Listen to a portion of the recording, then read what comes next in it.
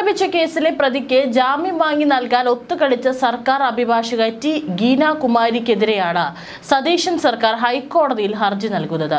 ഇതിനാവശ്യമായ മുന്നൊരുക്കങ്ങളും ചർച്ചകളും കൊച്ചിയിൽ തുടങ്ങിക്കഴിഞ്ഞു.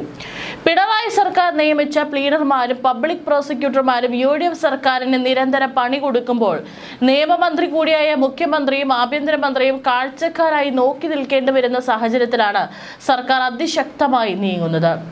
സതീശൻ സർക്കാർ അധികാരമേറ്റ ആദ്യ ദിവസങ്ങളിൽ സ്ഥലം മാറ്റിയ പോലീസ് ഉദ്യോഗസ്ഥർ അഡ്മിനിസ്ട്രേറ്റീവ് ട്രൈബ്യൂണലിലെത്തി സ്റ്റേ വാങ്ങിയതും ഇടതുമുന്നണി നിയമിച്ച പ്ലീഡർമാരുടെ സഹായത്തോടെയാണ്. സാധാരണ കോടതികളിൽ സർക്കാർ ഉദ്യോഗസ്ഥർ സ്റ്റേ വാങ്ങുന്നതിനായി എത്തുമ്പോൾ സർക്കാർ അഭിഭാഷകർ എതിർക്കുകയാണ് പതിവ്. എന്നാൽ ഇടത് സർക്കാർ നിയോഗിച്ച പ്രോസിക്യൂട്ടർമാർ ആരെയും എതിർക്കുന്നില്ല. പിന്നീട് ആരോഗ്യ ഡയറക്ടറുടെ കാര്യത്തിലും ഇതുതന്നെയായിരുന്നു സ്ഥിതി. ഒടുവിൽ ED ഉദ്യോഗസ്ഥരെ ആക്രമിച്ച കേസിലെ 9ാം പ്രതിക്ക് ജാമ്യം കിട്ടാൻ സർക്കാർ പ്ലീഡർ ഒത്തുകളിച്ചത് വൻ വിവാദമായി. പിണറായി സർക്കാർ ജില്ലാ ഗവൺമെന്റ് പബ്ലിക് പ്രോസിക്യൂട്ടർ തസ്തികയിൽ നിയമിച്ച മുൻ SFI പ്രവർത്തകയും നേതാവുമായിരുന്ന ഗീന കുമാരിയാണ് പ്രതിക്ക് ജാമ്യം വാങ്ങി നൽകിയത്. പ്രതി ജാമ്യം വാങ്ങി പുറത്തിറങ്ങുമ്പോൾ സർക്കാരിന് നോക്കി നിൽക്കാൻ മാത്രമാണ് കഴിഞ്ഞത്. ഒടുവിൽ പ്രതിയുടെ ജാമ്യം റദ്ദാക്കാൻ സർക്കാർ ഹൈക്കോടതിയെ സമീപിക്കുകയാണ്. പ്രതിയുടെ ജാമ്യം നിഷേധിക്കണമെന്ന പോലീസ് റിപ്പോർട്ട് ഉണ്ടായിട്ടും അതിന് വിരുദ്ധമായി ഗീന കുമാരി ജാമ്യാപേക്ഷയെ കോടതിയിൽ എതിർക്കാതിരുന്നതാണ് ജില്ലാ ജഡ്ജി നസീറ പ്രതിക്ക് ജാമ്യം അനുവദിക്കാൻ കാരണം. കേസിൽ ആദ്യമായാണ് ഒരു പ്രതിക്ക് ജാമ്യം ലഭിക്കുന്നത്. കേസിൽ സ്പെഷ്യൽ പ്രോസിക്യൂട്ടറെ പുതുതായി നിയമിക്കണമെന്ന് ആവശ്യപ്പെട്ട് സിറ്റി പോലീസ് കമ്മീഷണർ DGPക്ക് കത്ത് നൽകിയിട്ടുണ്ട്. പ്രതിക്ക് ജാമ്യം നൽകരുതെന്നും ഇനിയും കസ്റ്റഡി ആവശ്യമുണ്ടെന്ന് പോലീസ് നിലപാടെടുത്തിരുന്നു. എന്നാൽ പോലീസിന്റെ കണ്ടെത്തലുകളെ പ്രോസിക്യൂട്ടർ കോടതിയിൽ എതിർത്തു. ആക്രമണത്തിന് ഉപയോഗിച്ച വടി കണ്ടെത്തണമെന്നും ജാമ്യം നൽകരുതെന്നുമാണ് പോലീസ് കോടതിയിൽ വാദിച്ചത്. 1994 സ്വാശ്രയ വിദ്യാഭ്യാസ നയത്തിനെതിരെ SFI നടത്തിയ ലാത്തി ചാർജിൽ ഗീനയുടെ തല പൊട്ടി.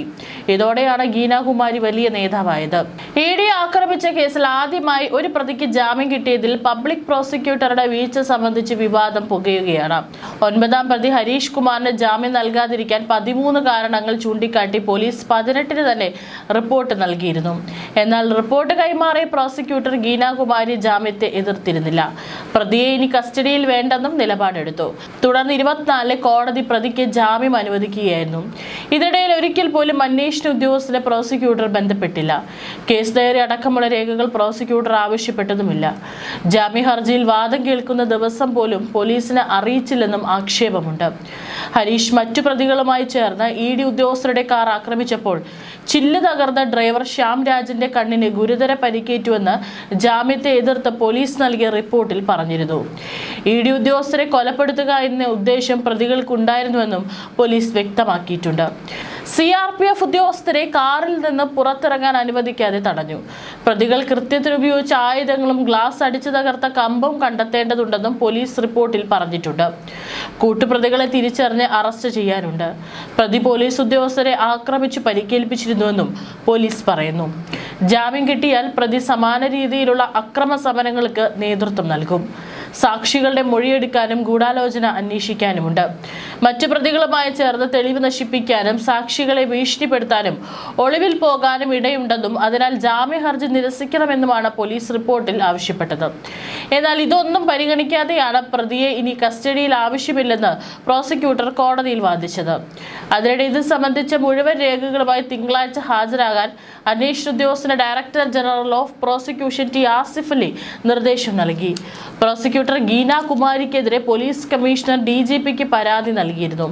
കേസിൽ നിന്ന് ഇവരെ ഒഴിവാക്കണമെന്നാണ് ആവശ്യം. പോലീസ് റിപ്പോർട്ടിന്റെ പകർപ്പ് പുറത്തു വന്നപ്പോഴാണ് പ്രോസിക്യൂഷൻ തന്നെ അന്വേഷണ സംഘത്തെ ഒറ്റുകൊടുത്തുവെന്ന് വ്യക്തമായത്. പ്രോസിക്യൂട്ടറുടെ കാലാവധി അവസാനിക്കാനിരിക്കെയാണ് ഇത്തരമൊരു സുപ്രധാന കേസിൽ പ്രതിക്ക് അനുകൂലമായ നിലപാട് സ്വീകരിച്ചിരിക്കുന്നത്. ഈ വാദം പരിഗണിച്ചാണ് കോടതി ജാമ്യം അനുവദിച്ചത്. അന്വേഷണ ഉദ്യോഗസ്ഥനായ മ്യൂസിയം CI ജാമ്യത്തെ എതിർത്ത് കോടതിയിൽ റിപ്പോർട്ട് സമർപ്പിച്ചിരുന്നു. എന്നിട്ട് പ്രതികളെ കസ്റ്റഡിയിൽ വെക്കേണ്ടതില്ലെന്ന് പബ്ലിക് പ്രോസിക്യൂട്ടർ കോടതിയെ അറിയിച്ചത്. പ്രതിക്ക് ജാമ്യം ലഭിച്ചതോടെ പബ്ലിക് പ്രോസിക്യൂട്ടറെ മാറ്റണമെന്നാവശ്യപ്പെട്ട് അന്വേഷണ സംഘം സിറ്റി പോലീസ് കമ്മീഷണർക്ക് കത്തെഴുതി. പോലീസ് റിപ്പോർട്ട് അവസാന നിമിഷമാണ് കോടതിയിൽ എത്തിയതെന്നാണ് പബ്ലിക് പ്രോസിക്യൂട്ടർ ഓഫീസ് പ്രതികരിച്ചത്. 3 പതിറ്റാണ്ട് മുമ്പ് താൻ ലാത്തി കൊണ്ട് തല തല്ലിപ്പൊളിച്ച പഴയ SFI നേതാവിനെ കാണാൻ പോലീസുകാരൻ എത്തിയത് വാർത്തയായിരുന്നു. ആ പഴയ SFIക്കാരി ഇന്ന് government pleader doctor T Geena കുമാരിയാണ്. പോലീസുകാരൻ Olavakkode railway police additional SI PL ജോർജും. 1994 നവംബർ 25 ഉച്ചയ്ക്കാണ് ജോർജിന്റെ അടിയേറ്റ് ഗീനയുടെ തലയിൽ മുറിവേറ്റത്. മുറിവേറ്റ തലയുമായി ഗീനയും സഹപ്രവർത്തകരും നിൽക്കുന്നത് പിറ്റേ ദിവസത്തെ പത്രങ്ങളിലെല്ലാം വന്നിരുന്നു. അന്നത്തെ UDF സർക്കാരിന്റെ സ്വാശ്രയ വിദ്യാഭ്യാസ നയത്തിനെതിരെ SFI നടത്തിയ സമരത്തിനിടെയായിരുന്നു സംഭവം. സെക്രട്ടേറിയറ്റിന് മുന്നിൽ നടത്തിയ സമരത്തിൽ ഗീന മുൻനിരയിൽ തന്നെ ഉണ്ടായിരുന്നു. കേരള സർവകലാശാല യൂണിയൻ ചെയർപേഴ്സണും SFI സംസ്ഥാന ജോയിന്റ് സെക്രട്ടറിയുമായിരുന്നു അന്ന് ഗീന. കൂത്തുപറമ്പിലെ പോലീസ് വെടിവെപ്പിൽ 5 DYFIക്കാർ കൊല്ലപ്പെട്ട ദിവസം തന്നെയായിരുന്നു സെക്രട്ടേറിയറ്റിലെ SFI സമരവും. 2 സംഭവങ്ങളും വലിയ വാർത്തയായിരുന്നു. പ്രതിപക്ഷത്തിന്റെ പ്രതിഷേധവും ഇതോടെ കരുത്താർജിച്ചു. അന്ന് കേരള സായുധ പോലീസിൽ ഹെഡ് കോൺസ്റ്റബിൾ ആയിരുന്ന ജോർജ് സമരക്കാരെ നേരിടുന്ന പോലീസുകാരെ തിരിച്ചറിയാതിരിക്കാൻ നെയിം പ്ലേറ്റ് ഊരി വെച്ചാണ് ജോർജ് ഇറങ്ങിയത്. തലക്കടിയേറ്റ് ബോധരഹിതയായ ഗീനയെ പിന്നീട് മെഡിക്കൽ കോളേജിൽ പ്രവേശിപ്പിച്ചു. അതിനിടെ ഒരു വനിതയെ തലക്കടിച്ച് പരിക്കേൽപ്പിച്ചത് ജോർജിനെ വേദനിപ്പിച്ചു. അന്ന് തന്നെ തെറ്റുപറ്റിയ കാര്യം വീട്ടിൽ പറഞ്ഞിരുന്നു.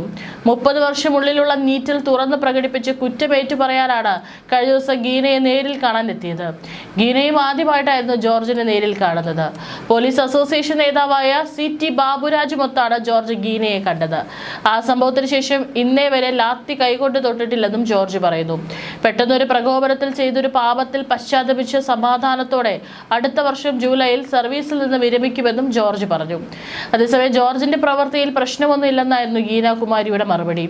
ട്രെയിനിങ് കഴിഞ്ഞ് ഫീൽഡിലേക്ക് വന്ന പോലീസ് തന്നെ ഔദ്യോഗിക കൃത്യനിർവഹണമാണ് നടത്തിയത്. പശ്ചാത്തപിക്കാനൊന്നുമില്ല. ഞങ്ങളും പോരാട്ട ഭൂമികയിൽ അടിയുറച്ചു നിന്നിരുന്നു. അതിന്റെ ഫലമായി നേരിട്ട വിഷമതകൾ മാഞ്ഞു പോയിട്ടൊന്നുമില്ല, ഗീനാകുമാരി ഫേസ്ബുക്കിൽ കുറിച്ചു. ഇങ്ങനെയൊക്കെയുള്ള ഗീനാകുമാരി എങ്ങനെയാണ് CPMകാരെ രക്ഷിക്കാതിരിക്കുക? ഒരാളെ ജാമ്യത്തിൽ ഇറക്കിയാൽ ബാക്കിയുള്ളവർ പുറകെ ഇറങ്ങുമെന്ന ധാരണയിലാണ് ഗീനാകുമാരി ഇത്തരത്തിൽ പ്രവർത്തിച്ചത്. സാധാരണഗതിയിൽ സർക്കാർ മാറിയാലും സർക്കാർ അഭിഭാഷകർ സർക്കാരിന്റെ അഭിമാനം സംരക്ഷിക്കും. എന്നാൽ ഇവിടെ അങ്ങനെയല്ല സംഭവിച്ചത്. പ്രതിക്ക് ജാമ്യം കിട്ടിയ സംഭവത്തിൽ പരാതി നൽകി നിയമ നടപടികൾ കടുപ്പിക്കാനാണ് എൻഫോഴ്സ്മെന്റ് ഡയറക്ടറേറ്റ് തീരുമാനിച്ചിരിക്കുന്നത്. കൃത്യനിർവഹണം തടസ്സപ്പെടുത്തി ഉദ്യോഗസ്ഥരെ ആക്രമിക്കുകയും വാഹനം തല്ലി തകർക്കുകയും ചെയ്തതിനും ഔദ്യോഗിക കൃത്യനിർവഹണം തടസ്സപ്പെടുത്തിയതിനും വധശ്രമത്തിനും ജാമ്യമില്ലാ വകുപ്പുകൾ പ്രകാരം ശക്തമായ നിയമ നടപടികൾ മുന്നോട്ടു പോകാനാണ് ED തീരുമാനിച്ചിരിക്കുന്നത്. മാത്രമല്ല, സ്ഥലത്ത് സംഘർഷമുണ്ടാവാനുള്ള സാധ്യത പോലീസ് മുൻകൂട്ടി കണ്ടില്ലെന്ന വിമർശനവും ഉയരുന്നുണ്ട്. സ്ഥലത്ത് മതിയായ പോലീസിനെ വിന്യസിക്കുന്നതിൽ തിരുവനന്തപുരം സിറ്റി പോലീസിന് ഗുരുതരമായ വീഴ്ച സംഭവിച്ചതായാണ് വിമർശനം. ആൾക്കൂട്ടത്തിനിടയിലേക്ക് EDയുടെ വാഹനം കടത്തിവിട്ടതും സുരക്ഷാ വീഴ്ചയായാണ് വിലയിരുത്തപ്പെടുന്നത്. തിരുവനന്തപുരത്തുള്ള പിണറായി വിജയന്റെ വസതിയിൽ പരിശോധന കഴിഞ്ഞിറങ്ങിയ എൻഫോഴ്സ്മെന്റ് ഡയറക്ടറേറ്റ് ഉദ്യോഗസ്ഥർക്ക് നേരെയാണ് CPM പ്രവർത്തകർ ആക്രമണം നടത്തിയത്. അന്ന് ഇഷ്ടികകളും കല്ലുകളും ഉപയോഗിച്ച് വാഹനങ്ങളുടെ ചില്ലുകൾ തകർത്തു. പ്രവർത്തകർ ഉദ്യോഗസ്ഥർ അസഭ്യം പറയുകയും കൂക്കി വിളിക്കുകയും ചെയ്തു. വീടിന്റെ കോമ്പൗണ്ടിലേക്ക് കുപ്പികളും ചെരുപ്പുകളും വലിച്ചെറിഞ്ഞു. വനിതാ ഉദ്യോഗസ്ഥർ ഉൾപ്പെടെയുള്ള ED സംഘം 10 മിനിറ്റിലധികം പ്രകോപിതരായ ഈ ജനക്കൂട്ടത്തിനിടയിൽ കുടുങ്ങിക്കിടന്നു.